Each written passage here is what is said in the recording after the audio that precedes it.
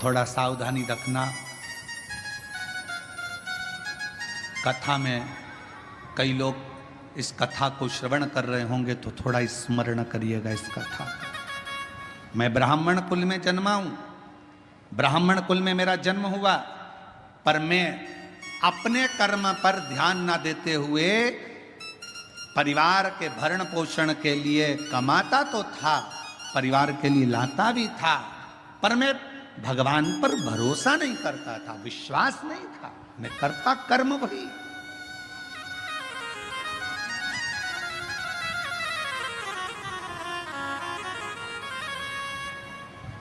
शिव महापुराण की कथा कहती है,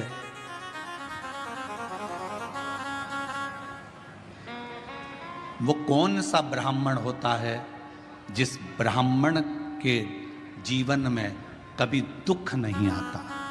कौन सा ब्राह्मण?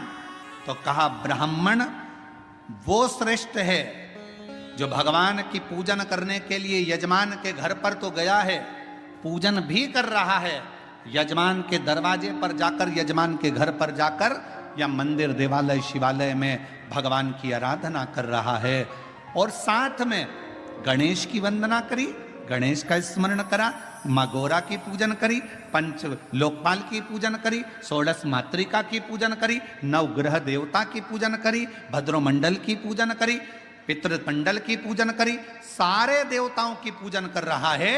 जजमान जितनी श्रद्धा, जजमान जितनी भक्ति उन मंडलों के प्रति रखता है, उससे 4 गुना ज्यादा विश्वास, भक्ति ब्राह्मण के अंदर उन देवताओं के प्रति होना चाहिए। तो वो देवता कभी कहीं धोखा नहीं खाता, वो ब्राह्मण बढ़ता चले जाता। अपने विश्वास पर, अपने भरोसे।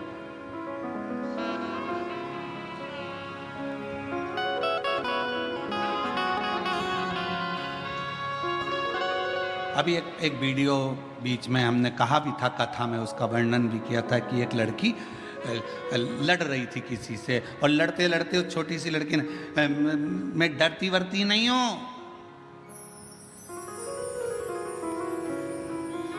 मेरा भरोसा है मेरे महाकाल पर, मेरा भरोसा है मेरे महादेव पर। वो बच्ची कहती है, उसको देखकर ना जाने कितनी बच्चियों को विश्वास प्राप्त हो गया होगा कि उस लड़की ने ये शब्द, बच्ची ने इस शब्द कहा। एक पत्र में बात कही है, मेरा नाम सुवर्णा दीपक, मेरी जीजियों, मेरे जीजाओं, मेरी बेटियों, बेटाओं, मेरी माताओं, मेरे भाई, मेरे पिता तुल्य बुजुर्ग जन, आप सबसे एक निवेदन जरूर करूंगा कि शिव महापुराण की कथा में लाइक करें, कमेंट करें, दुनिया के लोग चाहे तुमसे कितनी बार भी कह दें कि कथा में चलो, कथा में चलो, आप लोग प्लीज लाइक कमेंट मत आना। कब तक? जब तक तुम्हारा दिल ना बोले। दिल बोले तो एक दिन भी मत रुकना, कथा में चलो। शायद दुनिया का एक महाराज होगा ये सीहोर वाला जो तुमको कथा में आने के लिए मना करता है, मत आना कथा में। कब तक? जब तक तुम्हारा दिल ना बोले। जिस दिन तुम्हारा दिल बोल जाए और तुम्हारे अंदर ये विश्वास आ जाए, मैं पंडाल में बैठकर कथा सुनूंगी और 3 महीने में मेरा ये काम होगा, तब आ जाना बाबा कर। बस हो तो अब मानो तो मैं गंगा मां हूं, ना मानो तो बहता। आपका विश्वास ही नहीं है, पड़ोसन ने कहा चल रही क्या और तुम चल कर आ गए, और मन में भरोसा ही नहीं है। ऐसा होता है क्या? ऐसा होता है क्या? ऐसा होता है क्या? ऐसा हो सकता है क्या? कैंसर जैसे पत्रों में, ये पत्र हम लेकर भी नहीं जाते सी, और इन पत्रों में नीचे कम से कम 10 से 12 पत्र ऐसे होंगे जिसमें दुनिया के लोगों का कैंसर ठीक हुआ है। ऐसा हो सकता है क्या? विश्वास है तो परमात्मा है, और विश्वास नहीं तो परमात्मा भी नहीं है। विश्वास है तो परमात्मा। भरोसा। कहाँ जा रही हो? कथा में। क्या मिलेगा वहां? कुछ मिले चाहे ना मिले, इतना विश्वास जरूर है, 3 घंटे की कथा में अगर मैंने 15 मिनट की भी कथा को अपनी जिंदगी में उतार लिया, 10 मिनट की कथा को भी अपने जीवन में उतार लिया, तो ये मेरा विश्वास कहता है, ये मेरा भरोसा कहता है कि मेरा शिव मेरे दुख को, मेरी तकलीफ को, मेरे कष्ट को काटेगा जरूर। ये मेरा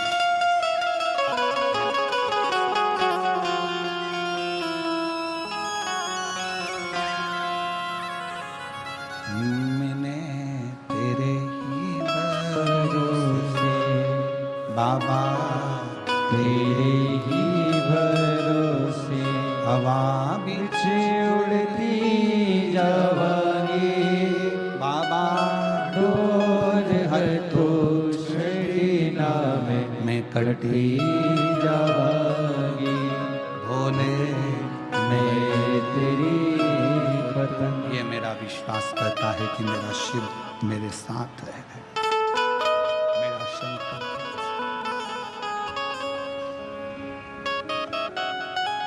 शंकुकर्ण की कथा कर, तुम कौन हो? मैं एक ब्राह्मण, पूर्व में ब्राह्मण थे, तो फिर ये पिशाच योनि में क्या कर रहे हैं? ये भूत की योनि, ये पिशाच की योनि क्यों?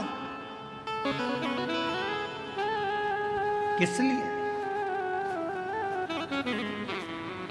कहा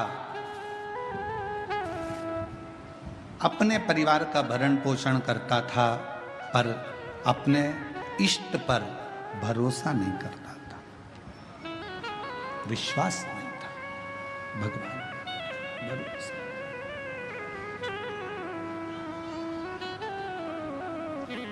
फिर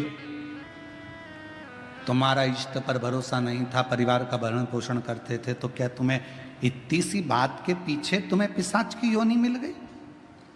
तुम भूत की योनि प्राप्त कर लिए?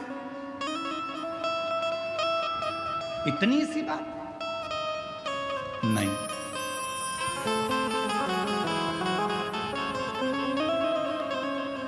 एक बार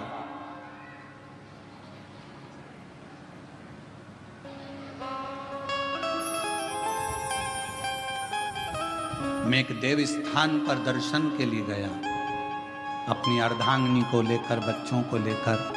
अर्धांगिनी और बच्चों ने जिद करी तो मैं उनको लेकर एक देव स्थान पहुंचा, और उस देव स्थान पर पहुंचने के बाद वहां पर मुझे प्रसाद दिया गया।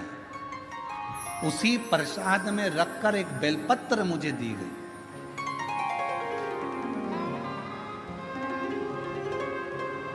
प्रसाद दिया, प्रसाद में रखकर एक बेलपत्र दी। मैंने अपने पत्नी और बच्चों के साथ बैठकर प्रसाद तो खा लिया, पर बेलपत्र को उठाकर मैंने भूमि पर फेंक दिया, और मैंने कई अपशब्द अपने मुख से कहे। आखिरी में वो बेलपत्र मैंने अपने पाँव से रोंद दी, उसको पाँव से खूब दबा दिया, मसल दिया।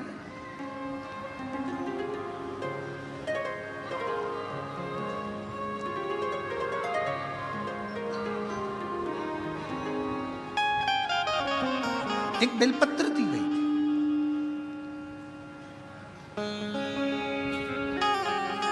शिव महापुराण की कथा में प्रसाद वितरण नहीं होता। शिव महापुराण की कथा में आपको कोई गिफ्ट, कोई सामान यहां से नहीं दिया जाता। शिव महापुराण की कथा में अगर दी जाती है तो केवल एक बेलपत्र दी जाती है। क्यों?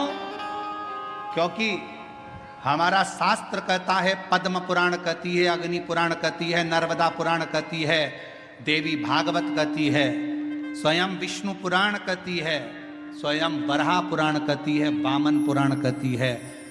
एक बेलपत्र अगर किसी को दी जाती है तो 1.25 मन सोने के सिंहासन पर बैठे हुए शालिग्राम का दान करने के बराबर एक बेलपत्र का दान माना गया। एक बेलपत्र का दान 1.25 मन सोने के बराबर माना गया है।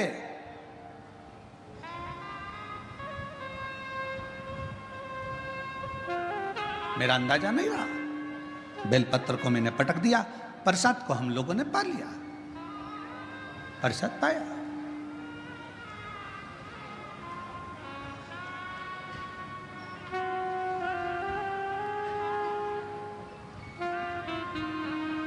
पैर को हमने बैठे बैठे अपने पांव से रोन दिया। समय निकला, मेरे प्राण छूट गए, मर कर गया, सामने यम की कैद पर चढ़ा। जिस समय मेरे प्राण छूटे, यम के दूत मुझे दिख रहे हैं और यमराज के दूत मुझे पकड़कर लेकर जाना चाहते थे। उन्होंने मेरे ऊपर रस्सा डाला, पकड़ने के लिए खींचना चाहा, पर उनके हाथों से रस्सा छूट गया। मैं समझ नहीं पाया ये कैसा नजारा है कि यम के दूतों से मैं पकड़ा नहीं पा रहा हूं, यम के दूत मुझे नहीं पकड़ पा रहे, यमदूत मुझे नहीं पकड़ पा रहे। ये कैसा नजारा। मैं जान मेरी बेजापुर की जीजियों जी जाऊं,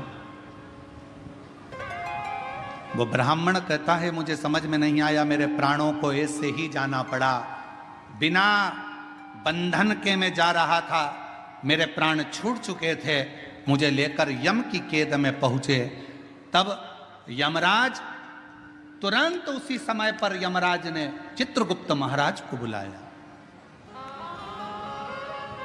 और चित्रगुप्त महाराज को बुलाकर कहा, महाराज जी बताओ, इसकी लेखनी देखो, इसका कर्म देखो और लेखनी देखकर बताओ कि आखिर ना इससे यम हाथ लगा रहे हैं, आखिर ये सब क्यों हो रहा है।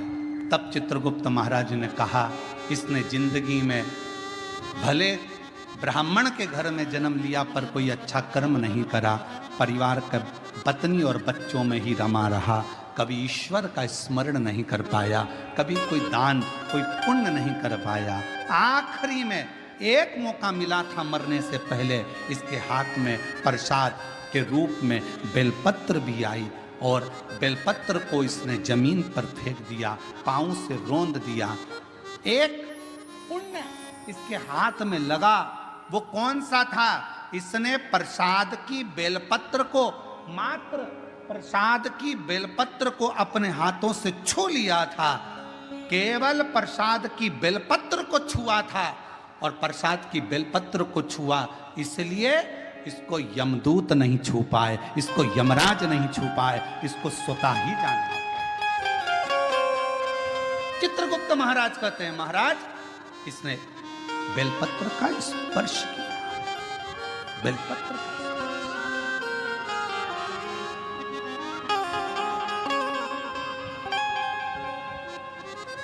कहा, चित्रगुप्त महाराज